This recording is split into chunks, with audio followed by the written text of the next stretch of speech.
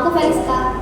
Nah, pada podcast kali ini kami akan bahas topik tentang fenomena-fenomena yang terjadi di dunia dan kaitannya dengan agama.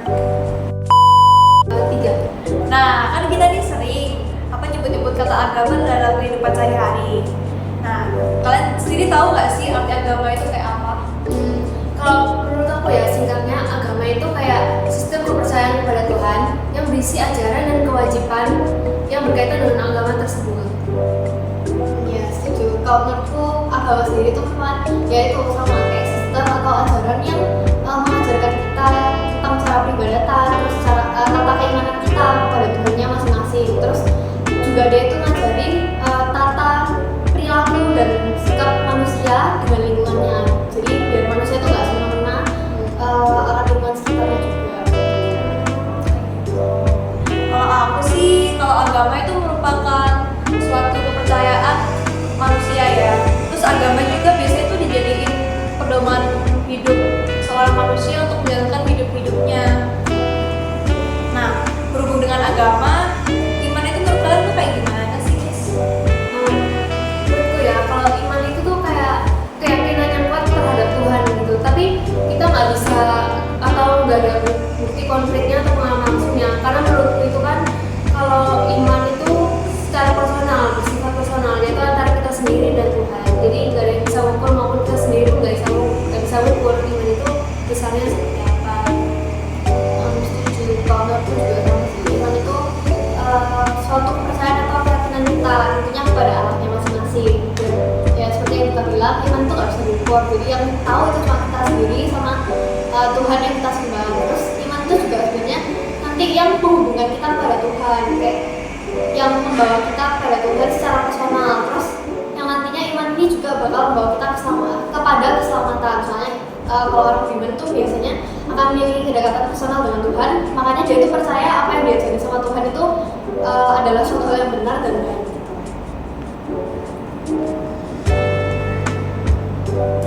Kalau aku itu iman itu kayak kepercayaan orang-orang, itu bisa disebut sebagai iman sih. Terus iman juga biasanya sebagai tanda seorang manusia itu membuktikan bahwa dia itu benar-benar percaya dengan Tuhan dia, dengan agama dia dan segala macam. Nah, berarti kita udah tahu nih apa hubungan agama sama iman. Nah, terus gimana sih hubungan atau peran agama dalam membantu perkembangan iman bagi manusia? Kalau menurut kalian kayak gimana?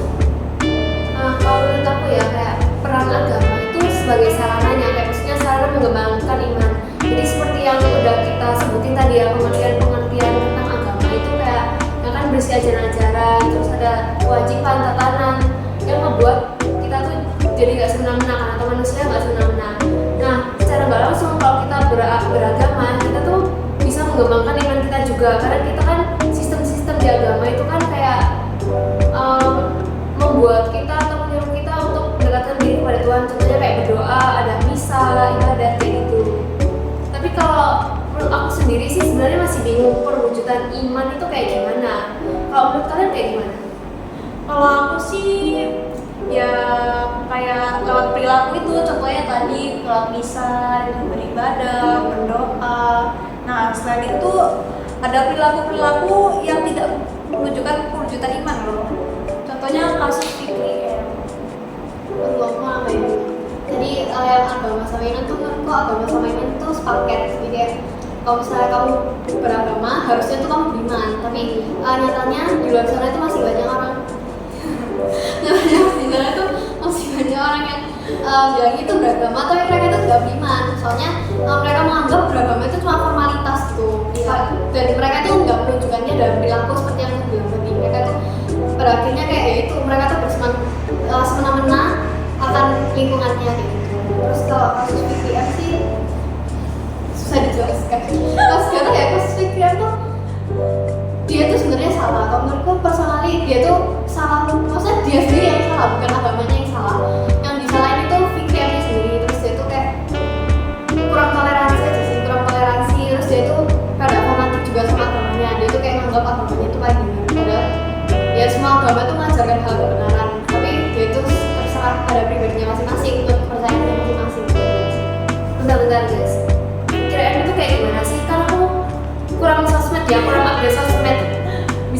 nggak kasus Fikri M itu kayak gimana? Jadi Fikri M itu waktu itu lagi viral-viralnya di sosial media karena dia itu menghina salah satu agama yang ada di Indonesia, yaitu agama Kristen. Fikri M itu bilang di siaran langsung dia itu seperti ini, karena Tuhan yang kalian sembah itu yang digantung. Bagi umat Katolik dia digantung, kalau Protestan dia tidak digantung. Bagi kalian yang masih menyembah itu, tolong pulangkan nanti tiang itu ke PLN dan biar ada tiang untuk menggantung trafo sama kabel. Rubahlah gereja kalian itu menjadi masjid, katanya kayak gitu. Bener-bener parah banget kan. Tapi itu viral banget ya. Iya. Tapi bukan sih, sekarang dia udah ditangkap ya. Udah ya. Tapi iya dia udah penjara. Tapi parah sih, kayak apalagi alasan dia pas ditangkap tuh kan cuma jokes. Iya, Kata-kata kayak dia hanya kutip bercanda aja, nggak ada seriusnya. Padahal ya kalau soal agama sih kita nggak bisa bilang percaya ya. Parah sih. Terus juga ngomong-ngomong tentang Fikri M itu aku juga jadi keinget waktu tahun 2018 waktu kita masih SMP aja.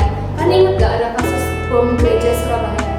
Aku ingat tapi aku nggak tahu. Yang ini nggak sih buat mall sampai mall itu sampai kayak dikasih security tambahan. Oh, iya, buat iya. scan-scan mobilnya. Iya, gereja ini setiap Iya, setiap gereja juga tiba-tiba dikasih. Iya, dia diberetak dari penjagaan. Kan tau kronologinya nggak? Nggak sih. Jadi tak ceritain aja ya, kronologi singkatnya itu kayak waktu itu pokoknya pagi-pagi sih kayak ada satu keluarga isinya tuh 6 orang terdiri dari bapak, ibu sama 4 anak. Jadi mereka ini kayak mencar-mencar gitu, entah dua-dua atau tiga atau ada yang sendiri. Mereka ini jadi kayak ngebom 3 gereja. Nah yang pertama gereja yang dibom itu gereja Santa Maria. Terus yang kedua itu gereja yang dibom itu gereja Kristen Indonesia atau GKI. Nah dan yang terakhir gereja yang dibom itu gereja Pentakosta Pusat Surabaya.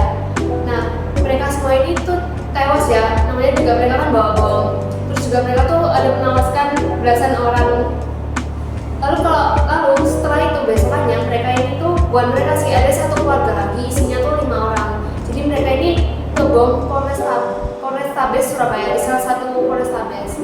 Nah tapi menurut aku tuh sayangnya ya, aku nggak tahu kalau ini tuh bisa dibilang keberuntungan atau kesialan.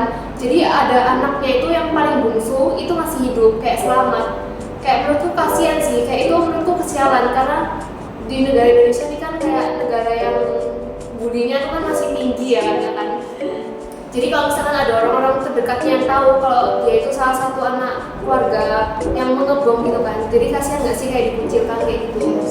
Menurutku tuh orang tuanya kurang mikirin masa depan anak. Maksudnya kayak kalau dia mau melakukan tindakan jahat dia jangan bawa orang lain. Maksudnya ya itu kan urusan dirimu sendiri dengan dirimu sendiri. Maksudnya jangan bawa orang lain. Iya, apalagi keluarganya sendiri sih anaknya. Sih bingungnya kenapa dia sampai berpikir untuk ngebom gereja gitu loh. Kenapa gitu? Apakah ada yang mempengaruhi gitu? Mungkin dia trauma. Iya bisa jadi. Atau dia jangan ikut ajaran sesat. Dia Dia ikut ajaran sesat karena nggak dia tuh fanatik gitu. Kalau nggak, ya dia kurang open minded aja sih sama yang lain. Harusnya dia tuh lebih impulsif aja sama orang lain. Terus menurutku tuh jangan salahin agama juga nggak sih? Itu kan salah oknumnya. Maksudnya bukan berarti agama itu mengajarkan hal jelek, tapi kan itu salah pribadi. Terus juga bunda ini bisa aja fanatisme nggak sih, dia nggak terlalu fanatik gitu ya. Jadinya kayak berpandangan buruk tentang agama lain, terus mau mencelakakan orang lain gitu kan. Terus dari tadi kita ngomongin kasus-kasus jelek. Sebenarnya masih ada nih kasus-kasus baik. Contohnya kayak kalian tahu 6 gereja Sergio yang sampai sekarang gerejanya masih ada. Oh yang 6 tempat ibadah gitu ya. Yang mana tuh? Yang mana? Yang ini gambarnya di sini. Sisi yang diedit ya. Gimana tuh? Nanti diedit. Pokoknya dia tuh 6 agama, 6 tempat agama itu jejer-jejer. Jadi kayak Kristen, Katolik, terus Buddha, Hindu, Konghucu, Islam itu semuanya jejer-jejer di sana. Jadi mereka itu ya itu kayak hidup berdampingan gitu guys. Iya, salah satu contoh toleransi. Toleransinya dapat. Itu kan udah agak lama dibangunnya, tapi kan sampai sekarang nggak ada masalah kan. Makanya sekarang masih masih damai-damai aja ya. Berarti selain banyak hal-hal jelek di negara ini nih masih ada loh beberapa hal yang bagus ya dilihat.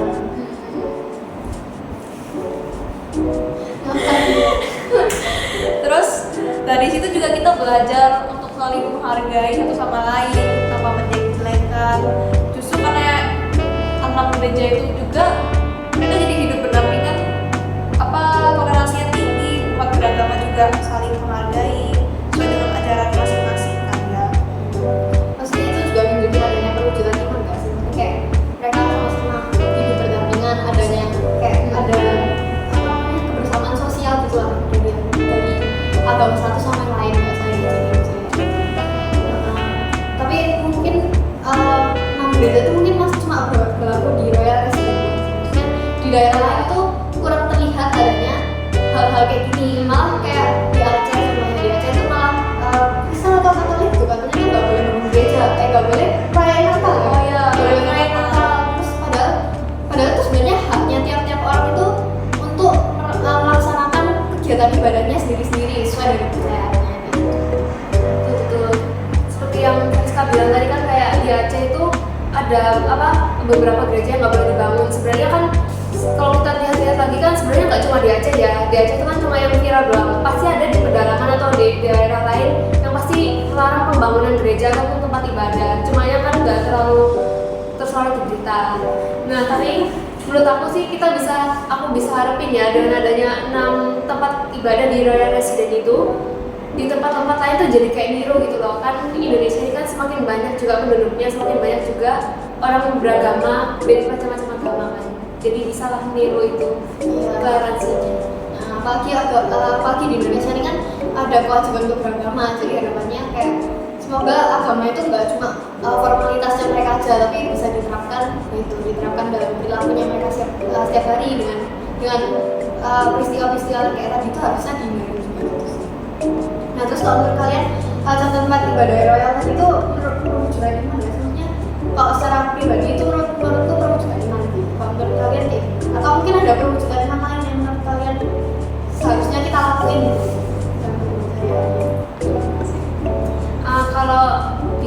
Kalau menurutku ya itu masuk perwujudan iman sih. Terus contoh lainnya ya, ini dari pengalamanku sendiri ya. Aku kan agama Katolik. Nah gerejaku itu biasanya setiap Natal atau setiap hari-hari besar itu kayak ngadain pembagian sembako kayak ke orang-orang di sekitar kayak satpam, terus kayak tukang beca atau pemungut sampah atau orang-orang di sekitar lainnya yang membutuhkan gitu. Menurutku itu salah satu contoh perwujudan iman juga sih. Aku sih iya sih, aku setuju banget sama perwujudan iman. Contoh lainnya sih baru-baru ini ada loh dibangun patung Tuhan Yesus di Sumatera, lebih tepatnya di daerah Danau Toba sana. Bisa bayangin gak sih? Terus bisa Festival negeri iya, kan ada kan? tahu gak sih apa yang patung gereja yang tinggi Iya di luar gitu. patung Tuhan Yesus yang tinggi itu Iya, loh. iya. Itu di mana sih? Nggak lupa. Ya semoga nggak dihancurin patungnya.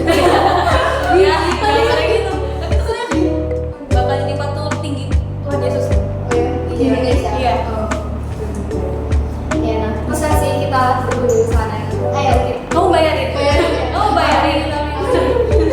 Terus kalau misalnya menurut kalian konflik atau masalah apa sih yang dapat ditimbulkan dengan adanya perwujudan iman di sosial budaya itu ya apa? Apa aja permasalahan yang bisa muncul kayak kemungkinan muncul karena itu? Kalau menurutku sih seperti aku sama Chen yang jelaskan tadi ya, konfliknya tuh kayak yaitu pembangunan gereja Surabaya, terus juga Chen kan jelasin tentang Fikri dan juga masih banyak sih biasanya kayak kalau contoh kecilnya itu kan biasanya kalau kita lagi sekolah masih kecil itu kan kalau misalnya kita beda agama sendiri pasti kan kadang dibully kan, dikucilkan, gitu kan masih banyak kasus kayak begitu. Terus kalau menurutku harusnya perwujudan sosial budaya itu sebenarnya nggak mungkin 100% diterima sama masyarakat. Dan masyarakat kan nggak semuanya sama, makanya harusnya dengan adanya perwujudan sosial budaya ini harusnya masyarakat itu terbiasa gitu loh, kayak terbiasa akan adanya hal-hal baik di sosial budaya yang ada di lingkungan sekitar. Terus semoga ajaran atau pendidikannya itu juga bisa semakin ditingkatkan gitu. Oke, jadi secara singkatnya fenomena-fenomena yang kita bahas ini ada kejadian pengeboman gereja di Surabaya, tepatnya ada 3 gereja, terus influencer Fikri M yang menganut agama mayoritas itu menghina agama minoritas yang lain. Terus ada juga 6 tempat ibadah Royal Residence sebagai contoh toleransi umat beragama.